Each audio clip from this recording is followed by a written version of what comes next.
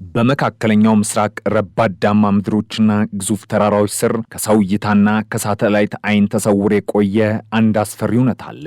ይህ እውነታ በወረቀት ላይ የሰፈረ የጦርነት ስልት ብቻ አይደለም። ይልቁንም በሺዎች የሚቆጠሩ ቶን ኮንክሪትና ብረት የፈሰሰበት በመቶዎች የሚቆጠሩ ሜትሮች ወደ መሬት ጥልቀት የዘለቀ ግዙፍ ወታደራዊ ዓለም ነው። ኢራን ለዓመታት በሚስጥር ስትገነባቸው የቆየችው የሚሳኤል ከተሞች ዛሬ ዓለምን የጂኦፖለቲካ ሚዛንን እየተፈታተኑ ይገኛሉ። እነዚህ ከተሞች ተራ የመሳሪያ መጋዘኖች አይደሉም። ይልቁንም መላውን ዓለም ሊያናውጥ የሚችል የጥፋት ማት የታቀፈባቸው በዘመናዊ ቴክኖሎጂ የረቀቁና ለማንኛውም የአየር ጥቃት የማይበገሩ የምድር ውስጥ ምሽጎች ናቸው። የኢራን ወታደራዊ መሐንዲሶች ተፈጥሮ የሰጠቻቸውን የዛግሮስና የአልቦርዝ ተራራዎችን እንደ ጋሻ በመጠቀም በዓለማችን እጅግ አስፈሪ የተባለውን የምድር ውስጥ ወታደራዊ መዋቅር መዘርጋት ችለዋል። እነዚህ የሚሳኤል ከተሞች የሚገኙበት ጥልቀት ብቻውን የጦርነትን ሕግ የሚቀይር ነው። አብዛኛዎቹ ምሽጎች ከመሬት ወለል በታች እስከ 500 ሜትሮች ድረስ ዘልቀው የተገነቡ ናቸው። የጥልቀት ማለት በዓለማችን ላይ ያሉ እጅግ አጥፊ የተባሉና ተራራ ሰንጣቂ ቦምቦች እንኳን ሊደርሱባቸው የማይችሉበት አስተማማኝ ምሽግ ማለት ነው። በእነዚህ ከተሞች ውስጥ ያሉት ዋሻዎችና መንገዶች ርዝመታቸው በብዙ ኪሎ ሜትሮች የሚለካ ሲሆን ግዙፍ የጭነት መኪናዎችና የሚሳኤል ማስወንጨፊያዎች ያለምንም እንቅፋት እንዲዘዋወርባቸው ተደርጎ የተሰሩ ናቸው። እያንዳንዱ ከተማ የራሱ የሆነ የኤሌክትሪክ ኃይል ማመንጫ፣ የውሃ አቅርቦት፣ የተራቀቀ የአየር ማናፈሻ ስርዓትና ለወራት የሚበቃ የምግብና የመድኃኒት ክምችት አለው። የማለት ጦርነት ቢቀሰቀስና የላይኛው የኢራን ምድር በቦምብ ቢጋይ እንኳን ከመሬት በታች ያለው ወታደራዊ ማሽን ስራውን ያለምንም መቆራረጥ ይቀጥላል ማለት ነው። ከዚህ አስፈሪ መዋቅር በስተጀርባ ያሉት ስውር ቴክኖሎጂዎች ደግሞ የኢራንን ወታደራዊ ጡንቻ ይበልጥ ገዳይ ያደርጉታል። ኢራን ለዓመታት በከባድ ማዕቀብ ውስጥ ሆና ያዳበረችው የሚሳኤል ቴክኖሎጂ ዛሬ በዓለም አቀፍ ደረጃ በትልቁ መነጽር የሚታይ ሆኗል። ከነዚህ ቴክኖሎጂዎች መካከል ቀዳሚው በከፍተኛ ትክክለኛነት ኢላማውን የመምታት ብቃት ነው። ቀደም ሲል የኢራን ሚሳኤሎች በብዛት ቢተኮሱም ኢላማቸውን በመምታት ረገድ ደካማ ነበሩ። አሁን ግን በዲጂታል መቆጣጠሪያዎችና በሳተላይት መሪነት የታገዙት አዲስ ሚሳኤሎች በሺዎች የሚቆጠሩ ኪሎሜትሮችን ተጉዘው ኢላማቸውን በጥቂት ሜትሮች ልዩነት ብቻ የመምታት አቅም አላቸው። ይህ የቴክኖሎጂ ሽግግር አሜሪካ በመካከለኛው ምስራቅ ያሏትን ወታደራዊ ካምፖችና የእስራኤልን ስልታዊ ተቋማት በቀጥታ የጥቃት ቀጠና ውስጥ ከቷቸዋል። ሌላውና እጅግ አደገኛው የኢራን ስውር ቴክኖሎጂ የሃይፐርሶኒክ ወይም ከድምፅ ፍጥነት በብዙ ጥፍ የሚፈጥኑ ሚሳኤሎች ግንባታ ነው። እነዚህ ሚሳኤሎች በከባቢ አየር ውስጥ ሲጓዙ በከፍተኛ ፍጥነት አቅጣጫቸውን የመቀየር ብቃት ያላቸው በመሆኑ በአሁኑ ወቅት በዓለም ላይ ያሉ የትኛውንም የሚሳኤል መከላከያ ስርዓቶች ሰብረው የመግባት አቅም አላቸው። ኢራን የመጀመሪያውን ሃይፐርሶኒክ ሚሳኤሏን ፋታ በሚል ስያሜ ይፋ ስታደርግ የመካከለኛው ምስራቅ የደህንነት ካርታ በአንድ ጀንበር ተቀይሯል። የሚሳኤል አየር ላይ ያለ የሚፈጥረው ከፍተኛ ሙቀትና ፍጥነት የጠላት ራዳሮች ሚሳኤሉን ለይተው እንዳያውቁና የመከላከያ እርምጃ እንዳይወስዱ ያደርጋቸዋል። ይህ የቴክኖሎጂ የበላይነት ኢራን የፈለገችው ቦታ በማንኛውም ሰዓት ያለምንም እንቅፋት መምታት እንደምትችል የሚያረጋግጥ ነው። በእነዚህ የምድር ውስጥ ከተሞች ውስጥ ተቀብረው የሚገኙት የድሮን መንጋዎች ሌላው የኢራን ስውር ክንድ ናቸው። ኢራን የሰው አልባ አውሮፕላን ቴክኖሎጂን ወደ ላቀ ደረጃ በማሸጋገር በሺዎች የሚቆጠሩ ድሮኖችን በአንድ ጊዜ በማሰማራት የጠላትን መከላከያ የማጨናነቅ ስልት ቀርጻለች። እነዚህ ድሮኖች ከመሬት በታች ካሉ ዋሻዎች ውስጥ በከፍተኛ ፍጥነት እንዲወነጨፉ የሚያስችል ቴክኖሎጂ የተገጠመላቸው ሲሆን አንዳንዶቹ እንደ ሚሳኤል ራሳቸውን አጥፍተው ጠላትን የሚደመስሱ ናቸው። የኢራን ድሮኖች በዩክሬን ጦርነት ላይ የታየው ውጤታማነታቸው ቴክኖሎጂው ምን ያህል አውዳሚና ለምዕራባውያን መከላከያዎች ፈታኝ መሆኑን አረጋግጠዋል። እነዚህ ድሮኖች ከሚሳኤል ከተሞች ጋር ሲቀናጁ ኢራን በአንድ ጊዜ በሺዎች የሚቆጠሩ የአየር ላይ ጥቃቶችን በመሰንዘር የቀጠናውን ጸጥታ ሙሉ በሙሉ የመቆጣጠር አቅም ይሰጧታል። የኢራን የሚሳኤል ከተሞች ሚስጥር የሚጀምረው ካወቃቀራቸው ነው። እነዚህ ከተሞች የተገነቡት በክላስተር ወይም በክፍለ ከተማ መልክ ነው። እያንዳንዱ የሚሳኤል አይነት የራሱ የሆነ ራሱን የቻለ ዋሻና የማስወንጨፊያ ስርዓት አለው። ለምሳሌ የረዥም ርቀት ሚሳኤሎች በአንድ አካባቢ፣ መካከለኛ ርቀት የሚጓዙት በሌላ፣ ድሮኖች ደግሞ በተለየ ስፍራ ይቀመጣሉ። ይህ አደረጃጀት አንዱ የምሽግ ክፍል በጥቃት ቢጎዳ እንኳን ሌሎቹ ያለምንም ችግር ስራቸው እንዲቀጥሉ ያስችላቸዋል። በማስወንጨፊያዎቹ ላይ የተገጠሙት ሮቦቲክ ስርዓቶች ሚሳኤሉን ከመጋዘን አውጥተው ነዳጅ ሞልተውና ለተኩስ አዘጋጅተው ወደ ሰማይ ለመላክ ጥቂት ደቂቃዎችን ብቻ ነው የሚወስድባቸው። ይህ የፍጥነት ብቃት አሜሪካና እስራኤል ሚሳኤሎችን ገና ሳይተኮሱ ለማጥፋት ያላቸውን እድል ወደ ዜሮ ያስጠገዋል። ስለ ስውር ቴክኖሎጂዎች ስናወራ ኢራን በሚሳኤሎቿ ላይ የምትጠቀመው የዲቶክሽን ወይም የጭንቅላት መገንጠል ቴክኖሎጂን መጥቀስ ግድ ይላል። አዳዲሶቹ የኢራን ሚሳኤሎች ወደ ኢላማቸው በሚቃረቡበት ወቅት ዋናው የሚሳኤሉ አካል ይገነጠላል። ፈንጂ የያዘው ጭንቅላት ብቻውን በከፍተኛ ፍጥነት ወደ ታች ይምዘገዘጋል። ይህ ደግሞ የጠላት ራዳሮች ዋናውን የሚሳኤል አካል እንደ ኢላማ እንዲመለከቱና ትክክለኛውን ፈንጂ ሳይመቱ እንዲቀሩ የሚያደርግ የማታለያ ዘዴ ነው። ከዚህም በተጨማሪ ሚሳኤሎቹ በበረራ ላይ እያሉ የሚለቋቸው የኤሌክትሮኒክስ ሞገዶች የጠላት ራዳርና የመገናኛ መስመሮችን ሽባ የማድረግ አቅም አላቸው። ይህ የሳይበርና የወታደራዊ ቴክኖሎጂ ቅንጅት የኢራንን የአየር ኃይል በቀጠናው የማይደፈር እንዲሆን አድርጎታል።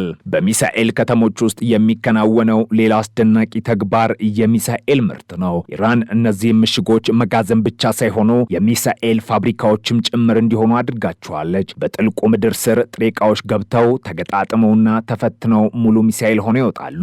ይህ ደግሞ የውጭ ኃይሎች በሳተላይት መረጃ ተጠቅመው የሚሳኤል ማምረቻ ጣቢያዎችን ለማውደም የሚያደርጉትን ጥረት ከንቱ ያደርገዋል። ኢራን በማንኛውም ጊዜና ሁኔታ አዳዲስ ሚሳኤሎችን የማምረትና ክምችቷን የማደስ አቅም አላት። ይህ ራሱን የቻለና የተቆለፈበት ወታደራዊ ኢንዱስትሪ የኢራንን የረዥም ጊዜ መከላከል ጽናት የሚያረጋግጥ ነው። የኢራን የሚሳኤል ከተሞች ስልታዊ ፋይዳ ደግሞ በሁለተኛው ጥቃት ላይ ተመሰረተ ነው። ይህም ማለት ኢራን በጠላት በኩል ከፍተኛ የአየር ጥቃት ቢሰነዘርባትና የላይኛው ወታደራዊ መዋቅሯ ቢፈርስ እንኳን ከመሬት በታች ያሉት እነዚህ ከተሞች ሳይነኩ በመቆየት አውዳሚ የሆነ የአጸፋ ጥቃት ይሰነዝራሉ። ይህ ስጋት ነው አሜሪካና እስራኤል በኢራን ላይ ቀጥተኛ ጦርነት ለመክፈት ለዓመታት እንዲያመነቱ ያደረጋቸው። የኢራን ጀኔራሎች አንዲት ሚሳኤል ወደኛ ብትመጣ ከ10 ሺህ በላይ ሚሳኤሎች ወደ እናንተ ይዘንባሉ የሚሉት ዛቻ መሰረቱ እነዚህ የማይደፈሩ ከተሞች ናቸው። ኢራን በሚሳኤል ቴክኖሎጂዋ ውስጥ የምትጠቀመው የደረቅ ነዳጅ አጠቃቀም ደግሞ ሌላው የብልሃት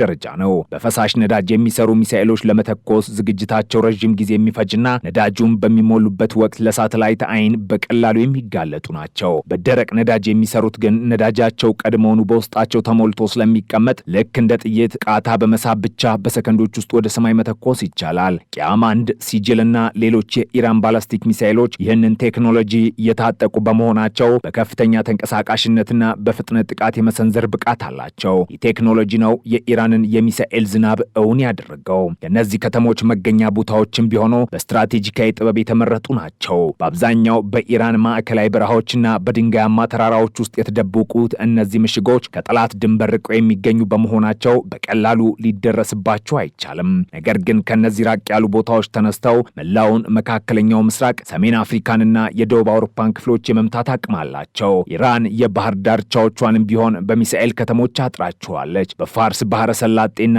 በኦማን ባህር ዳርቻዎች ስር ያሉ ዋሻዎች የባህር ላይ አጥፊ ሚሳኤሎችን የታጠቁ ሲሆን ማንኛውንም የጠላት መርከብ በአንድ ጀንበር ወደ ባህር ጥልቀት የመስጠም አቅም አላቸው።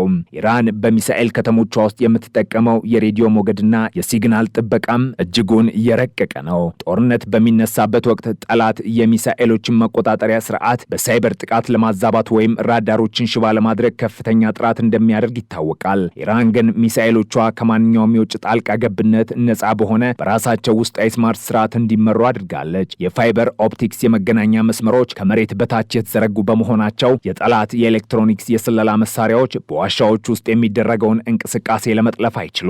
ይህ የዲጂታል ምሽግ የኢራንን ወታደራዊ ሚስጥር ለዓመታት ጠብቆ ቆይቷል። በኢራን የሚሳኤል ፕሮግራም ውስጥ ያለው የሰሜን ኮሪያ እጅና የቴክኖሎጂ ሽግግርም ሊዘነጋ የማይችል የታሪክ አካል ነው። ሁለቱ በምዕራባውያን የተገለሉ ሀገራት የጋራ ጠላታቸውን አሜሪካን ለመጋፈጥ በሚስጥር ያዳበሩት የሚሳኤል ቴክኖሎጂ ዛሬ ፍሬ አፍርቷል። የሰሜን ኮሪያው ኖዶንግ ሚሳኤል በኢራን ምድር ሻብ 3 ሆኖ ሲወለድ የቴክኖሎጂ ሽግግር መሰረት ተጥሏል። አሁን ግን ኢራን ከሰሜን ኮሪያ ወሰደችውን መሰረታዊ እውቀት ወደ ላቀ ደረጃ በማሸጋገር የራሷን ልዩና የረቀቁ ሚሳኤሎች በማምረት ላይ ትገኛለች። በተለይም የሚሳኤል ጭንቅላት ዲዛይንና የሙቀት መቋቋም አቅም ላይ ኢራን ያስመዘገበችው ውጤት ዛሬ በዓለም አቀፍ ወታደራዊ መድረክ ከፍተኛ ግምት ይሰጠዋል። የሚሳኤል ከተሞች ግንባታ ሂደት ራሱ እጅግ አስገራሚ ምህንድስና የሚጠይቅ ነው። በቢሊዮን የሚቆጠር ዶላር የፈሰሰባቸው እነዚህ ፕሮጀክቶች በሺዎች የሚቆጠሩ ሰራተኞች ለዓመታት በሚስጥር የሰሩባቸው ናቸው። እያንዳንዱ ዋሻ በከባድ መሳሪያዎችና በቦምብ ድብደባ እንዳይና እንዲናድ ተደርጎ በልዩ ኮንክሪት የተለበጠ ነው። የዋሻዎቹ በሮች እጅግ ግዙፍና በኤሌክትሮኒክስ የሚቆለፉ የብረት በሮች ሲሆኑ የአቶሚክ ፍንዳታን እንኳን የመቋቋም አቅም እንዳላቸው ይነገራል። እነዚህ በሮች የሚከፈቱት ሚሳኤሉ ወደ ላይ ወጥቶ በሚወነጨፍበት ጥቂት ሰከንዶች ውስጥ ብቻ ነው። ይህ የደህንነት ጥበቃ የኢራንን የሚሳኤል ኃይል በማንኛውም ሁኔታ ውስጥ ሆኖ ንቁ እንዲሆን ያድርገዋል። ኢራን የኒውክሌር ፕሮግራሟንና የሚሳኤል ከተሞቿን በአንድ ላይ በማስተሳሰር ለጠላቶቿ የማይፈታ የቤት ስራ ሰጥታለች። የኒውክሌር ጣቢያዎቿ ልክ እንደ ሚሳኤል ከተሞች ከመሬት በታች በከፍተኛ ጥበቃ የሚገኙ ናቸው። ፎርዶ የተሰኘው የኒውክሌር ጣቢያ በተራራ ውስጥ 80 ሜትር ዘልቆ የተገነባ ሲሆን በዙሪያው ደግሞ በሺዎች የሚቆጠሩ የሚሳኤል ባትሪዎች ተሰልፈዋል። ይህ ማለት አንድ ጠላት የኢራንን የኒውክሌር ጣቢያ ለመምታት ቢሞክር በመጀመሪያ የኢራንን የሚሳኤል ከተሞችና የአየር መከላከያ አጥር ሰብሮ ማለፍ ይኖርበታል። ይህ ደግሞ በዘመናዊ ወታደራዊ ስሌት እጅግ አስቸጋሪና ከፍተኛ መስዋዕትነት የሚጠይቅ ተግባር ነው። ወደፊት ስንመለከት የኢራን የሚሳኤል ከተሞችና ስውር ቴክኖሎጂዎች ይበልጥ እየረቀቁ እንደሚሄዱ ጥርጥር የለውም። ኢራን አሁን ላይ ስማርት ሚሳኤሎችንና በሰው ሰራሽ አስተውሎት የሚመሩ የድሮን ስርዓቶችን በማልማት ላይ ትገኛለች። እነዚህ አዳዲስ ቴክኖሎጂዎች ጦርነትን ከሰው ልጅ እጅ አውጥተው ወደ ኮምፒውተሮችና ወደ አልጎሪዝሞች ሽኩቻ ይለውጡታል። በምድር ውስጥ ከተሞች ውስጥ የተቀመጡት ኮምፒውተሮች የጠላትን እንቅስቃሴ በቅጽበት በመተንተን የትኛው ሚሳኤል የትኛውን ኢላማ መቼ መምታት እንዳለበት በራሳቸው ውሳኔ የሚሰጡበት ጊዜ ሩቅ አይደለም።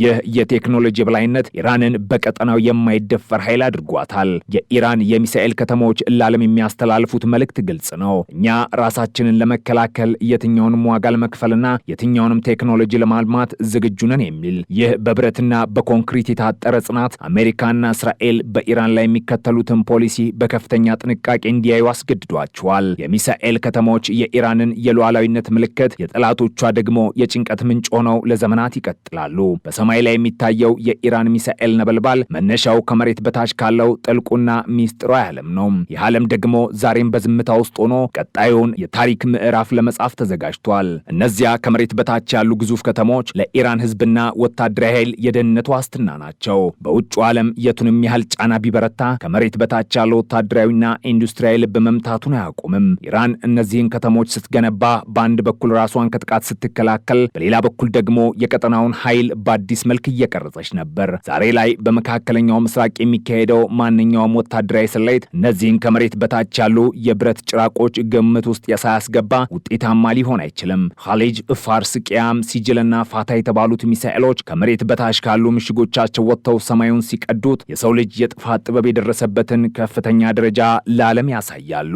እነዚህ የሚሳኤል ከተሞች የኢራን የሺህ ዓመታት የታሪክ ጽናትና የወደፊት ምኞት መገለጫዎች ናቸው። ጦርነት ቢነሳ መጀመሪያ የሚሰማው የእነዚህ ከተሞች ጩኸት ይሆናል። መጨረሻውም በእነሱ አውዳሚ አቅም ሊወሰን ይችላል። ምድር አሁንም በዝምታ ውስጥ ሆና የሚቀጥለውን የሚሳኤል ተኩስ ትጠባበቃለች። የኢራን የሚሳኤል ከተሞች የጸጥታው ገዳዮችና የኢራን ዘላለማዊ ምሽጎች። በመቶዎች የሚቆጠሩ ሜትሮች ከመሬት በታች በብረትና በኮንክሪት የታጠሩት የሚሳኤል ከተሞች ሚስጥራዊ ነዋሪዎች ዛሬም በንቃት ቀጣዩን ትዕዛዝ ይጠባበቃሉ።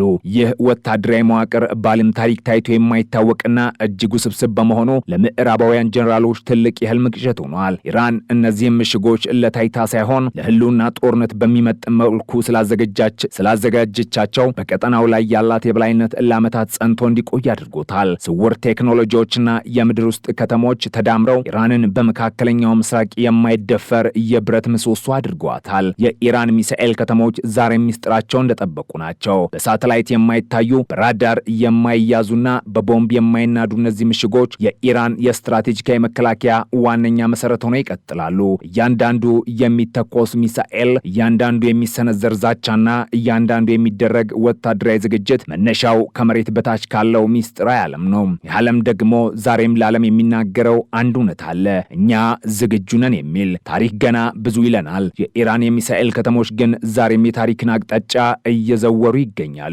የእነዚህ ከተሞች አስፈሪ